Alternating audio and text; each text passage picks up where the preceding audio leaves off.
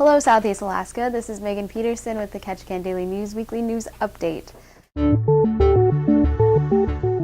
Funding for the State Timber Office in Ketchikan was partly restored by the House Finance Committee on Tuesday, which struck $1.3 million from the FY16 general fund in February. The cut would have closed state forestry offices throughout Southeast Alaska. Half the funds were restored using timber receipts on Tuesday. The House approved its operating budget early Friday morning. The Ketchikan Medical Center expansion project reached a high point this week, literally. On Wednesday, local government, hospital, and construction officials attended a traditional topping out ceremony commemorating the installation of the highest steel beam to be installed in the new structure. A representative from the contractor said the work is on schedule for completion in May of 2016. The University of Alaska wants to sell timber rights for some 500 acres on Gravina Island.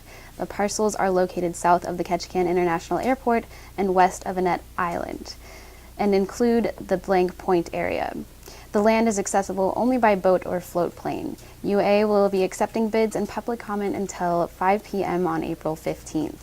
Members of the local marijuana advisory committee were announced this week. The members are Alan Bailey and Glenn Thompson of the Borough Assembly, Bob Sievertson and KJ Harris of the Ketchikan City Council, Sylvia Bainey and Woodrow Watson of the Saxman City Council, and Dave Timmerman of the Ketchikan School Board.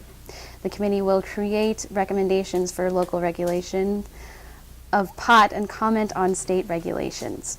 The Alaska Supreme Court granted a stay in the education case between Ketchikan Gateway Borough and the state of Alaska. The borough sued the state over required local contribution to school districts, and the stay puts the decision in favor of the borough by Ketchikan Superior Court on hold. There's no set schedule for appeals. The Ketchikan School Board met this week and approved a $10,400 grant from the Alaska Mental Health Trust Authority for Ketchikan High School students to build and operate a food cart at K-High.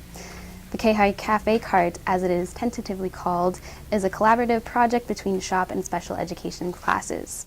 K-High boys and girls basketball teams are both division champions after the Region 5 4A tournament in Ketchikan last week.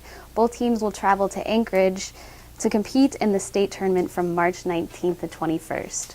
Well, that's it for your Ketchikan Daily News Weekly News Update.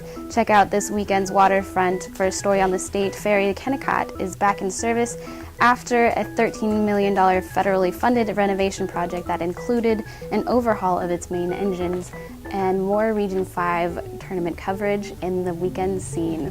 Here's a photo of the week, and have a great weekend.